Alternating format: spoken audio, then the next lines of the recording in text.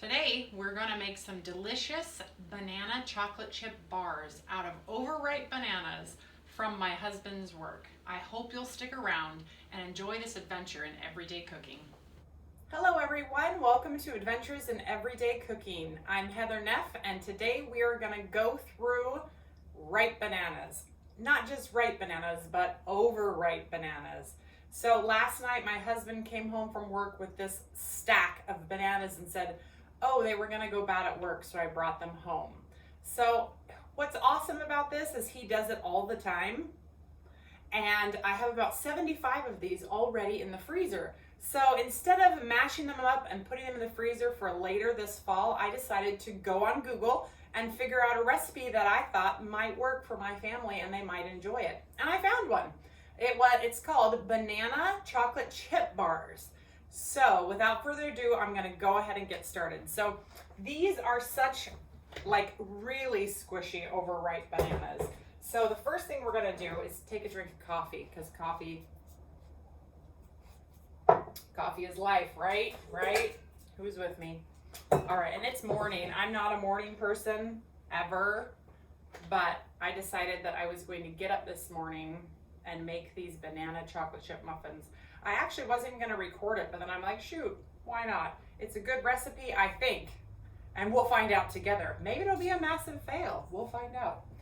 All right, so I'm gonna go ahead and I'm gonna use my mixer here, my KitchenAid stand mixer, to get this done, because mashing bananas is not my favorite thing. As you know, I do it often. I have 75 of them waiting in my freezer for this fall. So I'll make things like banana pancakes, banana waffles, banana muffins, banana bread. I'll make it all this next season. So my recipe actually calls for 5 overripe, really squishy bananas. So I'm gonna go ahead and put 5 in, and I have 1 left over, so I'll probably end up composting or give that to the dog and the cat. My dog and cat love fruit a lot. In fact, sometimes we find fruit with nibbles. Cats and dogs nibble the fruit. So, all right, so now we have our 5 bananas. I'm gonna go ahead and stick it in our stand mixer and turn it on. I've preheated the oven to 350. And so once this is good and mixed up, we will start in,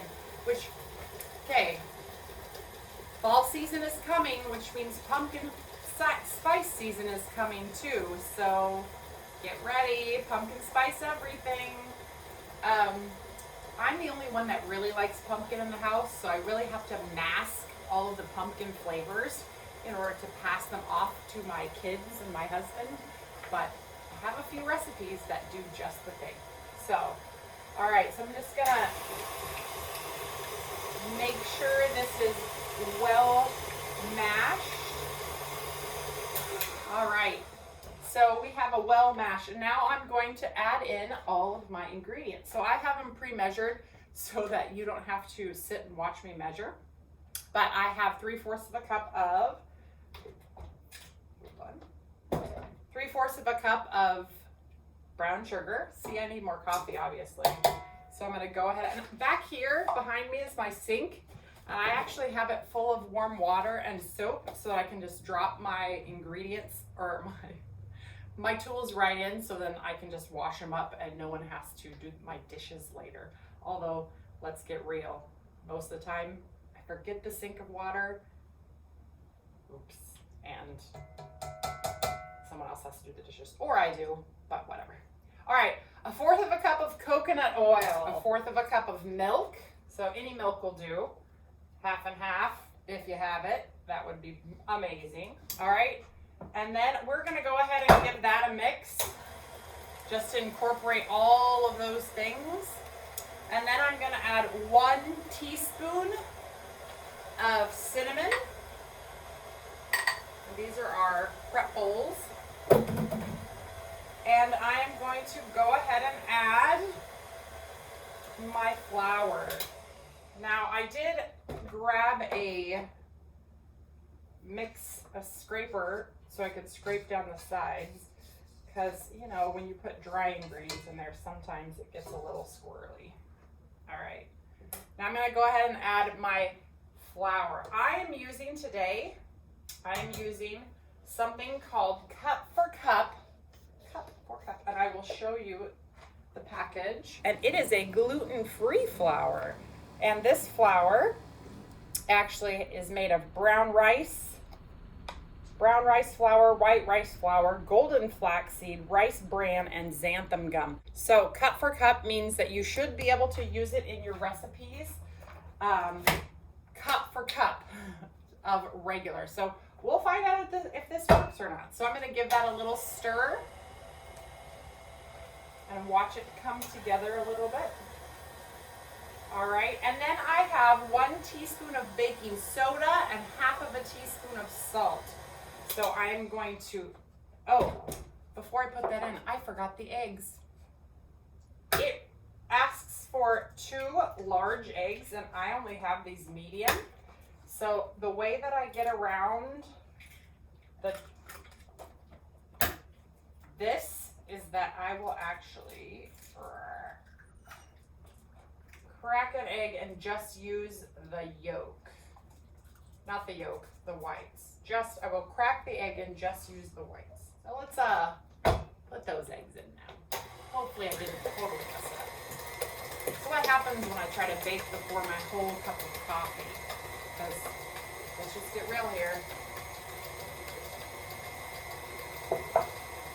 Actually, it combined really easily. So no biggie. All right, so I'm gonna lift this up, and then I'm gonna add my baking soda and my salt. So I'm just gonna sprinkle it in there, kind of all around. And then I'm going to just combine it slowly. All right, and I don't wanna overmix this because gluten-free flour is very, very picky.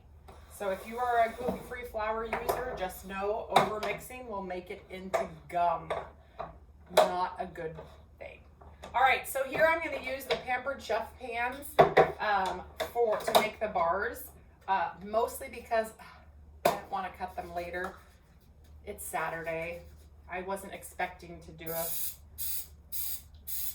a recipe today, so I'm going to go ahead and spray my wells with baking spray. And the only reason I do this, these are non-stick pans. But gluten-free flour has a tendency to not obey the rules of physics. So those of you with a gluten-free household know this fact. So I'm going to go ahead and lift that up, and I'll show you what the batter looks like, even after I messed up the egg inclusion. Whatever. It's all good.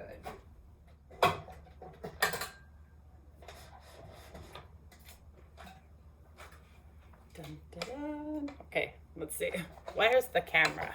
There it is. So this is what your batter should look like, or at least I assume it should look like, because I've never made this recipe before. So it kind of looks like regular banana bread. All right, now comes the amazing part. We have a full cup of chocolate chips, but in the recipe it said I wanted to have them divided. So let me figure out why we need it divided. It just says it wants you to put the chocolate chips on the top as well as inside the batter, but ain't nobody got time for that. So I'm just gonna mix them in just like this. And that is it. I'm telling you, Saturday cooking with Heather, the real deal. All right. So now we are gonna do the most amazing thing ever. So Pampered Chef has these awesome scoops, and I have owned them probably for 15 years or so, and I love them for portion control in my pan. No mess, and it puts in the perfect amount for these wells. And this is the large scoop. Love it. I use it for cupcakes, for cookies, for desserts. I used it for sour cream the other night in my on the other recipe that I did, and it is amazing. So just want to, oh, I guess you can't see very well.